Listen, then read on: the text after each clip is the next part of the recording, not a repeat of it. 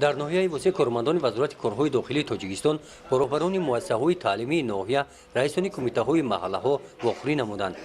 мавзӯи ин вохӯрӣ рафти иҷрои қонуни ҷумҳурии тоҷикистон дар бораи масъулияти падару модар дар таълим ва тарбияи фарзанд, пешгирии ҷиноят дар байни ноболиғон, пешгирии шомилшавии ҷавонон ба ҳизбу ҳаракатҳои ифротгароӣ иборат буданд. дар ин вохӯрӣ намояндагони вазорати корҳои дохилии тоҷикистон қайда буданд ки дар семоҳаи аввали соли 2016 дар ноҳияи восеъ 140 ҷиноят ба қайд гирифта шудааст. назар ба ҳамин давраи соли гузашта 140% афзудааст. барои пешгирии шомилшавии ҷавонон ба ҳизбу ҳаракатҳои экстремистӣ ва террористӣ ба иштирокчиён маслиҳатҳои муфид дода шуд. дар ин вохӯрӣ қайд гардид ки шаҳрвандони тоҷикистонро ки дар муҳоҷират аз гумроҳӣ ва бесаводӣ ба давлатҳои шоми ироқ бурда буданд 200 нафари онҳо ба ватан баргардонида шуданд. бо мақсади пешгирии рафторҳои ғайри ахлоқона ки ин ба кирдорҳои ҳуқуқвайронкунӣ ва оқибат ба ҷиноят оварда мерасонад, бояд ки бетараф набошем. дар ин ҷамъ таъкид карда шуд ки дар тарбияи насли наврас оила, мактаб ва ҷомеа бояд дар якҷоягӣ амал намоянд. бо мақсади пешгирии ҷиноят дар байни наврасон ва ҷавонон, пешгирии шомилшавии ҷавонон ба ҳизбу ҳаракатҳои характери экстремистӣ дошта, дар ноҳияи Фархор вохӯрии кормандони шуъбаи маорифи ноҳия, кормандони мақомоти ҳифзи ҳуқуқ бо наврасон ва муаллимони ҷавон доир гашт.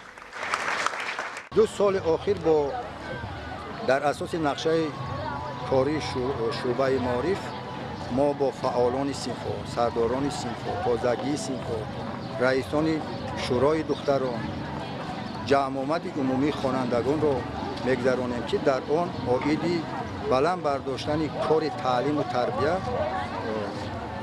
хотиррасон мешавем ва камбудии муваффақиятҳои онҳоро гуфта бо ҳамин восита мехоҳем ки барои баланд бардоштани сатҳи сифати таълиму тарбия дар муассисаҳои таълимии ноҳия як ёрии амалӣ расонем.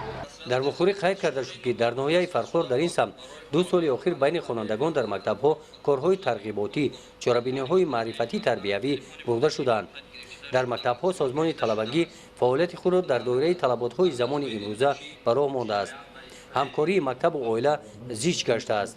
натиҷаи ҳамин аст ки дар ин муддат аз тарафи наврасон дар ноҳия ҷиноят содир нашудааст. дар баробари пешравии ҷаҳон имрӯз дар баробари пешравию рушд кардан падидаҳои номатлуби иҷтимоие ба назар мерасанд ки ҷавононро ба равияҳои ғайри мазҳаби ҳанафӣ ба гурӯҳҳои динию экстремистӣ ба доми хеш меафтонанд ва имрӯз бахши ҷавонон, варзиш ва сайёҳии ноҳияи Фархор тасмим гирифтем ки силсила мулоқотҳои судманди 10ҷонибаро баргузор намоем бо доираи васеи ҷавонону хонандагон ва ҳадаф аз ин силсила мулоқотҳои судманд пешгирии омилҳои номатлуби иҷтимоӣ, пешгирии ҷавонон аз гароиш ба ҳизбу ҳаракатҳои ғайри мазҳаби ҳанафию ифротгароӣ ва ба ин васила дар рӯҳияи худшиносии миллӣ ва созандагию бунёдкорӣ тарбия намудани насли ҷавон маҳсуб мегардад.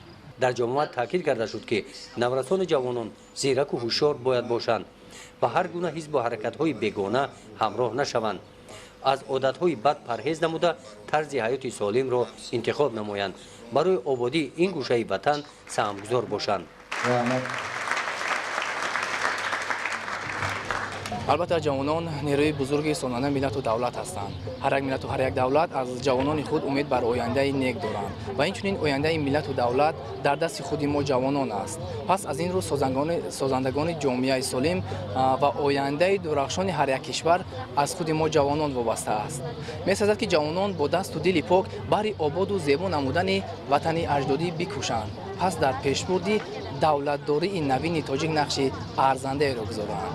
албатта мо ҷавонон на ин ки доғи ҷомеа, балки боғи ҷомеа бошем. гузориши хоҷа Назирев, Худойназар Зуҳуров барои барномаи иттилоотии Навид.